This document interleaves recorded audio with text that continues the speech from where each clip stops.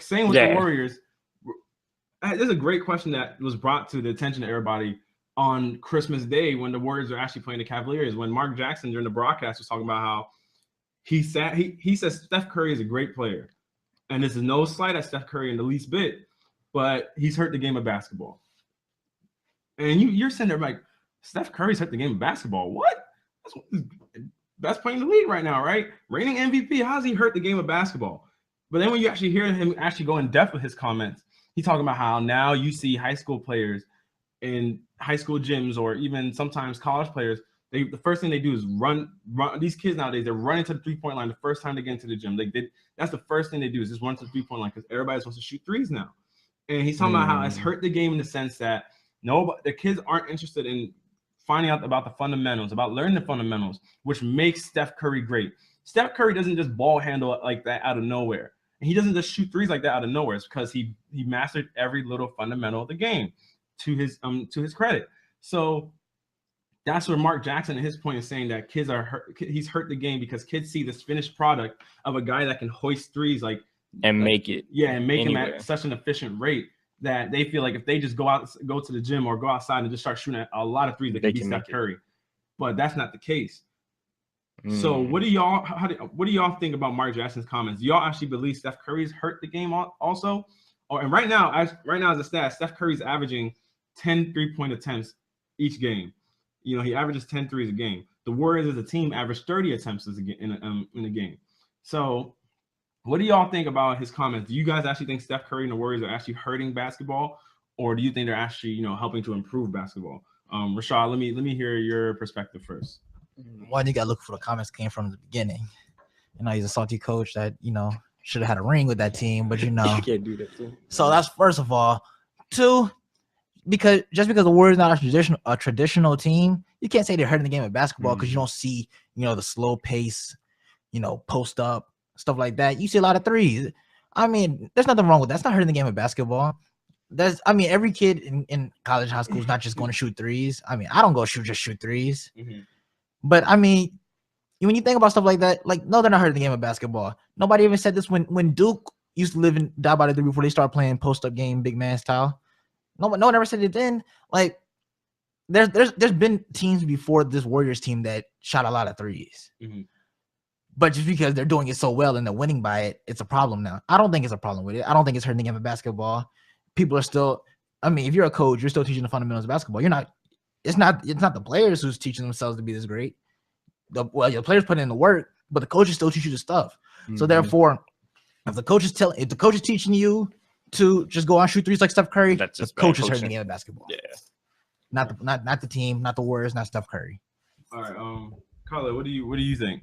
I agree with Rashad. I don't think that Spurs. I'm about to say the Spurs game. That Steph Curry and the Warriors are hurting the game of basketball. Like he said, it's the coaches. If they tell them to go out there and shoot threes, then that's just bad coaching. The coaches develop that player in high school and college, and when you play, JV varsity basketball in high school, or you play at the college level, you should essentially know the fundamentals of basketball if you want to be a good player. So trying to say that they want to go out there and shoot threes and be like Steph Curry, I don't think Steph Curry himself is hurting the game of basketball. It's just if that player doesn't know that there's more to Steph Curry than just the three, then it'll hurt them. Yeah. See, I get what y'all are saying. But I also get what Mark's saying, because Mark's case in point is that because we grew up in technically the Kobe Bryant era, right? Mm-hmm. The Kobe Bryant, the T-Mac era, the LeBron James era, the Tim Duncan era. Steph Curry is a whole different era. Mm-hmm. Kevin Durant is a different era. So you think about it, these kids are looking up to kids growing up now are looking up to different players than we did. Our generation of basketball players we're trying to master the post-up fadeaways. Yeah. We're trying to master mid-range shots. We're trying to master being able to finish around the rim extremely well. Whereas you have this new generation of players that see players like Steph Curry being able to shoot so efficiently from the three-point. And the three-point shot is the most exciting shot in basketball. Mm-hmm. If a player is on a hot streak, and he's hitting plenty of mid-range shots to get into the basket, you're excited. But when that player's hit about three-pointers straight, that stadium will be going crazy for the three-point shot because of the three-point shot. It's the most lethal shot in the game, because a game surely can change when you're down 2 to being down 3, because the three-point shot is the most dangerous shot, but it's also the most inefficient shot. And now I guess I can see where Mark's coming from, because where you have these kids now all wanting to run to the three-point line to be able to learn how to shoot threes like Steph, the problem is that they're skipping out on the other facets of the game that they need to learn. I can't say it specifically if the coaches are teaching them to do that, because that is true that the coaches have play a big part in how kids learn how to play. But I'm pretty sure if you ask a lot of Steph Curry's coaches, they would have told him not to take as many threes as he does now. You know what I mean? So Steph, these in some essence, players are as great as they want to be as they play. So if a lot of kids are now hoisting up a lot of threes, as a coach, you can only do so much. And what he's saying is that you can't just be Steph Curry just from hoisting up threes, but to be Steph Curry, you have to be able to have a basketball intellect like Steph Curry, have the IQ of Steph Curry, be able to handle the ball like Steph Curry. You have to be able to threaten with your drive to the basket like Steph Curry. There are players that shoot like Steph, or there are players that can get to the hole or that can get to the basket, but then they don't yeah, go ahead. They don't shoot like Steph. You get what I'm saying? Like you can be as great a finisher as need be, but if you, how am I going to say this? Pretty much what I'm saying is that the fact that there are plenty of players that can, like Kyle Korver is a great three-point shooter. He's a marksman, but the problem is that he doesn't threaten you with his drive to the basket like Steph Curry does. You know what I'm saying? So he's all around offensive. Yeah, he's a three-point shooter. So you look at Steph Curry, who can dribble the ball, he can get to the basket, he can finish around the rim. He's not just a three-point shooter. That's Mark Jackson's point, is that there are players that, these players shouldn't overlook the fact that he's just a three-point shooter. Yeah, they shouldn't overlook the fact that Steph can shoot. Steph can get to the rim. He shoots the mid-range shot efficiently. Steph can get to the rim and finish over finish with that flip-up shot that he does. You know what I mean? Like, there's so many facets of Steph Curry's game that make him great.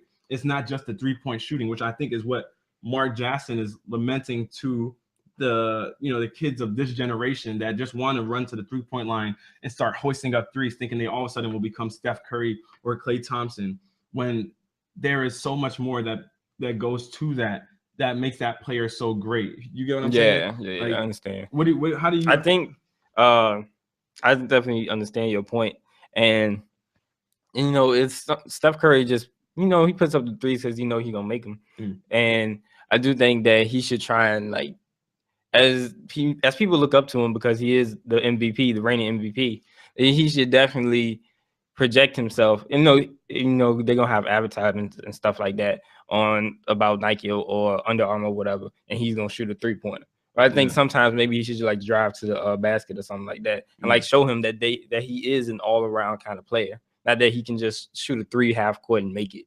Yeah, I do think that he should definitely show that he does show that he is definitely all around. I just think they shouldn't focus so much on the fact that he has great three-point prowess. And that's essentially Mark Jackson's point, is that Steph Curry's not just a player that shoots threes efficiently. You don't become the MVP just from hitting threes at a high rate or shooting them at a high volume. Steph is great because he's a great point guard. He's a great playmaker. He can handle the ball. He can defend. He can shoot threes. He can shoot mid-range. He can finish above almost any big man in the game. You know what I'm saying? There's so many things about Steph that makes Steph great. You see what I'm saying? Yeah. So that's essentially where I see Mark Jackson's point. But all right, caller. Do you have anything else to add to it? Of what you think about the whole situation?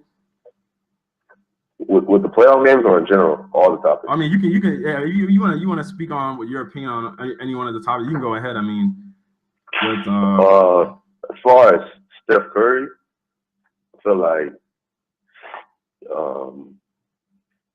like his work ethic is what separates him.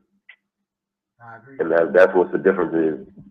The fact that he shoots threes is good, but if you're a kid or a young athlete trying to be like Steph Curry, you also have to evaluate what they mention every pregame is that his work ethic. People forget about it when the game starts. Yeah. the countless amount of hours he puts in to being that great shooter. Yeah. Kids are going to model. It's just like Brendan said. Kids are going to model what they see in their era players. This is what they're going to do. You can't really stop that through coaching. I went to a high school game over break. They want to shoot the 3-ball. You get more points on the 3. Why not? I don't think that's hurting the game of basketball. Yeah, I get what you're saying. So, it's like, for me, it's like such a tricky slope because the reason why I think that Mark Jackson made his point that the way kids are shooting threes now is hurting the game of basketball because of the fact that the 3-point shot is still the most inefficient shot. Mm-hmm. Like there's only like 2 players that you'll find that might shoot a higher percentage from 3 than they do from 2-point range, and that's probably players that mainly shoot threes. So when I think Mark Jackson is saying this, he's talking about how now all these teams are settling more so for the 3-point shot instead of actually seeking that open layup or seeking that open mid-range shot. That's technically a long-range mid-range shot is the most inefficient shot. That's technically the most, because you're pretty much at 3-point range, but you got a foot on the line, 2. So it's a 2. Yeah. That's technically the worst shot in basketball. But when you're saying, like, I saw like you said, you went on break, you went to a high school game, you saw kids shooting 3. I went to one of my little brother's games over break and I would see kids at times running to the 3-point line in transition instead of using a 2-on-1 fast break to get an open layup. Mm-hmm. These kids are running to the 3-point line now because they see how the Warriors, like I saw last year in the playoffs, Andrew Bogut passed up on an open layup. He passed up on a layup to pass the ball out to Steph Curry for a 3. At that moment, I just didn't even know what to say. Mm-hmm. I was utterly astonished just at how, I wanted to smack him upside the head. Because if Steph Curry missed that, you just blew 2 points. But that supported my case of how, for the Warriors, a 3-point shot is more efficient than a layup for them. No, but it's not, though. That's not Steph Curry anywhere else. Steph Curry shoots, 44% from 3, 50% in general. There's a reason why he shoots 44% for 3, yet his field goal percentage is 50% because he's shooting higher than 50% in other areas of the court. So even 52%. That's even better. That's even better. I'm saying 52% from other shots. That's even better. So you see that's better though. Yeah, that's better. That's showing how much greater of that's like getting a 70 out of test, bro. Your grade drops like oh that. My gosh. Oh my gosh. I mean, the Warriors, they kind of that's what they're good at. Yeah. They make that work for them. And the fact that they're the example is because they're winning with it and they're successful. Yeah. Now comparing them to the Spurs, I feel like the only reason why they're not given the same credit as the Spurs is because the Spurs have had a longer legacy of consistent great play as a unit. Yeah. Regardless of injuries or whatever they have, they play together and they play well in the postseason and during the season. Yeah. They might not always do well in the playoffs, but people know when they get going, they will go. Yeah, that's true. Mm-hmm. People don't believe that. I don't know why they don't give the Warriors, they're just due just because they're younger. That is true. That is true. You do have to start from somewhere. And, I think it also is a credit to the fact that the Warriors are still that team that everybody believes was lucky. I don't think there's ever been really been, because even when because it's weird because everybody will say that getting through the Western Conference itself is difficult, but I've never heard anybody say the Spurs were lucky when they played LeBron James with an unhealthy Dwayne Wade. But I'm guessing it's because LeBron James still had Dwayne Wade to some extent, and he had Chris Bosh. So I guess that's where I see the point. But it's not like the Spurs have had their run-ins, like, because the Spurs, the year they won the championship last, Serge Ibaka was hurt for OKC. He comes back in Game 3. The Thunder win 2 back-to-back games. If you don't spot the Spurs those first 2 games against the Thunder, who knows? Because essentially every single year that the Spurs played the Thunder before this, granted it was like 1 year and they the Thunder went to the finals. It was that year they had James Harden, in which James Harden was big for them. Mm-hmm. Every year the Thunder has been hurt since. The Thunder was hurt. Kevin Durant was out last season. Russell Westbrook was out the season prior to that. it's always been injuries for the Thunder. And then Serge Ibaka just came back late in the playoffs. Came back in the playoffs late 2 years ago. So it's like it's one of those things that you're like you kind of wonder why the Warriors just always get disrespected. If you get what I'm saying? Yeah. Yeah, man. But it was fun talking to you. What's your name? My name is Brandon. My man, Brandon. Appreciate you calling in, bro. Hopefully we'll have you on for future conversations on the show. Thank you for calling in. Yeah. Yes, sir. Thank you all. Keep doing what you're doing. All right, man. Thank you. Appreciate your support, bro. All right. Take care. All right, you too. too. Yeah, I mean it's a true point to how the Warriors don't get their just due in most cases, but yeah,